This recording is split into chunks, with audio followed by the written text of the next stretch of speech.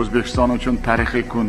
Murosasiz juda qizg'in kechgan o'yinda futbolchilarimiz Jahon mundialida birinchi marta juda katta tajribali jamoaga qarshi o'zining kuchli xarakterini ko'rsatdi. Oson emas, birinchi marta 34 yil biz kutgan voqea bo'ldi. Shuning uchun kuchli xarakteri, jismoniy tayyorgarligi va irodasini yaqqol namoyon etilsak bu ham to'g'ri.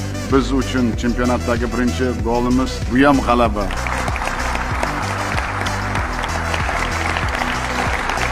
Bir narsani aytmoqchimanki, biz vatanparvar va fidoyi yoshlarimiz bilan faxrlanamiz va ular hozirgi O'zbekistonda haqiqiy qahramonlari.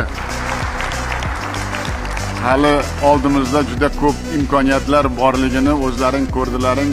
Farzandlarim, qahramonlarim ko'p narsaga qodir ekanliklarini ham bildirdi. Shuning uchun faqat omad tilaymiz biz. Olg'a O'zbekiston!